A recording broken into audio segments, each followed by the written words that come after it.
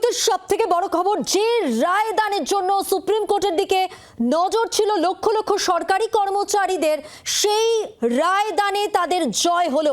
এই মুহূর্তে রয়েছেন সিপিএম নেতা সুজন চক্রবর্তী আমাদের সঙ্গে টেলিফোন লাইনে। সুজন বাবু, বকেয়া ডিএ মেটাতেই হবে, নির্দেশ দিল সুপ্রিম কোর্ট। 31শে মার্চের মধ্যে প্রথম কিস্তির 25% বকেয়া ডিএ মেটাতে হবে। এই রায়দানকে কিভাবে দেখছেন? যথাযথ রায়। এর আগে বিভিন্ন কোর্ট একই মর্মে রায় দিয়েছে, একই রকমের না, একই মর্মে রায় দিয়েছে। সেইটা মান্যতা না দিয়ে রাজ্য সরকার আবার কোর্টে গেছে দিয়ে না দেবার জন্য। কোর্ট বারে বারে বলেছে দিতে, রাজ্য সরকার বারে বারে সেটাকে অস্বীকার করেছে। ইন্টারিম অর্ডারে 25% দেওয়ার কথা বলা হয়েছিল, আবার সরকার না দিয়ে অপেক্ষায় দেখেছে এবং আজকে অর্ডার হয়ে যাওয়ার পর এটাকে না দেওয়ার মতো আর কোনো সুযোগ নেই।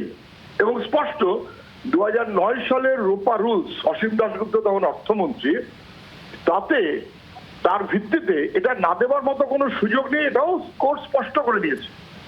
সেই কারণে অবিলম্বে এটা দেওয়া উচিত। রাজ্য সরকার টাকা নয়ছয় করে, বরং এই টাকাটা যদি ঠিক মতো করে দেওয়া হয় তাহলে কর্মচারী পেনশনারদের যেমন সুবিধে, তেমন এর এফেক্ট কিন্তু কন্ট্রাকচুয়াল কর্মচারীদেরও পাওয়ার কথা। এবং সেইভাবেই তাহলে লোকের হাতে পয়সা আসলে তার কনজিউমার, তার বাজারের ক্রয় ক্ষমতা বাড়ে, সেটা অর্থনীতিকে গতিশীল করে, এই নিয়ে কোনো সন্দেহ নেই।